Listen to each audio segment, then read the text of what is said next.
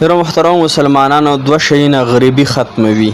غریبي د جرړې نه ختموي. کله چې ته غریبي نو هر سړی به راته په سپک نظر ګوري، کو خپل دی کو پردی دی. اکثریت داسې وي، په سپک نظر به راته خلک ګوري. نو اول ته د مالدارۍ هغه سټپ زده کړه چې مالداره کېږي به څنګه، غریبي به دې څنګه ختمېږي. چې کله مالداره یې رشتې به ډېري، چې کله مالداره یې رشتې به دې هم ډېري وي. اگر کو پوستکی دې تور وي خو رشتې به دومره رشتې وي د هغې مالدارۍ د وجې نه.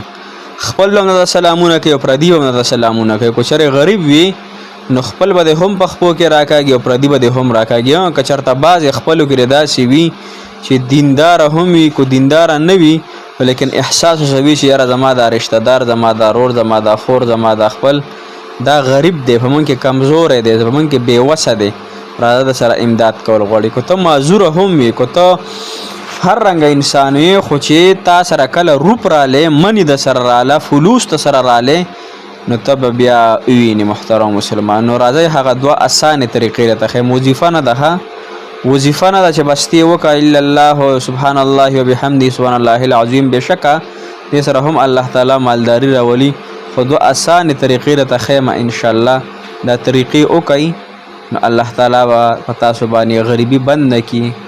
او چې کله د باندې غریبي بنده شوه نو قرضونه به هم د باندې نه وي، مشکلات به دې هم نه وي، ښځه به دې هم خوشحالی، بچي به دې هم خوشحالی، واده به دې هم کېږي، د واده اسباب به هم د سر راځي، غم ښادیانې هم درته اسانې شي، عمرې له هم تلی شي، حج له هم تلی شي، زکاتونه هم ورکوه، خیراتونه هم کوه، خلکو له صدقې هم ورکوه، خلکو له جامې هم اخله. هر نیک کار بیا محترم و د مال په ذریعه باندې بیا هر نیک کار انسان ته الله تعالی اسان کړي. نو راځئ دغه طریقه را سره واورئ، عمل پرې وکئ، نو انشاءالله چې الله تعالی راته ډېره اسانتیا راوستلی کړي. السلام علیکم ورحمت الله وبرکاتو. ډېرو معززو محترمو قابل قدر مسلمانانو وروڼو خویندو، هغه مسافر کوم چې بهر وطنونو کې دي، الله تعالی مو همیشه دپاره خوشحاله او آباد، کامیاب او کامران لره. الله تعالی مو دنیا دین او دنیا دواړه ښایسته که، او الله تعالی مو ونازوه په دین او دنیا کې مو الله تعالی کامیابی نصیب که، خوشحالی هر ځای کې چې کامیاب او خوشحاله اوسئ. موږ دا دعاګانې کوو، انشاءالله الله تعالی به دا دعاګانې قبلوي. محترمو دوه شیان، دوه څیزونه داسې دي چې د انسان غریبي ختموي، د انسان مفلسي ختموي، د انسان کامیابه کوي. نو هغه دوه څیزونه واورئ. او بل یو سټپ سره دی، هغه هم ورسره ملګری کوئ، نو کامیابي به ستاسو خپل راځي انشاءالله. لومبنی کم سټپ چې دی دا دوه څیزونه دي، دا خو درته ښیم. خو لومبنی کم سټپ چې دی چې انسان پې کامیابه کېږي نو هغه چپ اوسېدل دي. چپ اوسېدل څنګه دي؟ دا د نوجوانانو دپاره دا سټپ دی. نوجوانه که ته کاروبار کې، که ته هر یو څیز کې ځان له روزګار کې، ته چپ اوسه. خپلې ځان ته یعنې خپلې مدح مه وایه چې بس دا کاروبار یا شروع کوم یا دا کار کوم یا دا تعلیم کوم یا دا ډیګري حاصلوم یا دغه په چپه خوله باندې بس خپل کار کوه. هر کله چې ته په چپه خوله باندې خپل کار کوې، ستا به کامیابي انشاءالله تعالی به الله تعالی کامیابي درکوي. صحیح شوه؟ لومبنی سټپ خو دا و. اوس چې کوم دوه څیزونه دي چې الله تعالی ورسره غریبي ختموي او مالداري ورسره الله تعالی راولي، نو لومبنی خبره په هغې کې قرباني ده.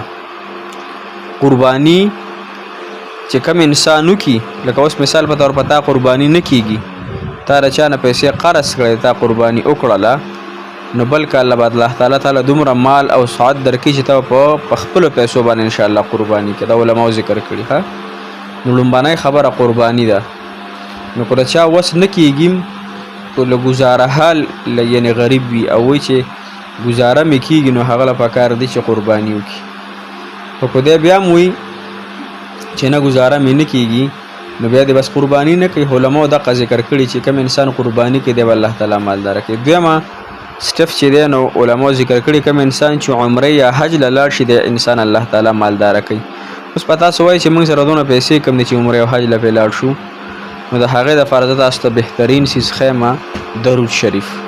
کوم انسان چې درود شریف وایي نو هغه انسان به الله تعالی او حج عمرې له هم بوځي بغیر د پیسو نه، ګون اسباب به د الله تعالی برابروي او الله تعالی به دې مالداره کوي. هم الله تعالی به درود شریف په برکته نکاح هم الله تعالی ستا کوي.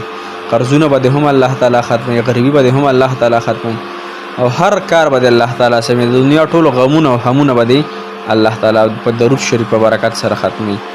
نو دغه ان شاء الله دا په دې خبرو باندې عمل وکړئ. بل د مصیبتونو تکلیفونو د حاجت نه پوره کېدو یو غټه وجه دا هم ده چې موږ په ګناهونو کې اخته یو، ګناهونه کوو نو حاجت هم ګورئ نه پوره کېږي. هسې ځان له زړه مه اچوئ، هسې ځان بیا مه ستړي کوئ. که ثواب په دغه نیت کوئ نو بیا بېشکه وظیفه کوئ، خو که وایئ چې حاجت هم الله تعالی پوره کړي نو ګناهونه ټول پرېږدوئ، خپل الله تعالی راضي کوئ، خپل الله تعالی سره تعلق او مینه برابر کوئ، ټول کارونه هم الله تعالی انشاءالله سموي.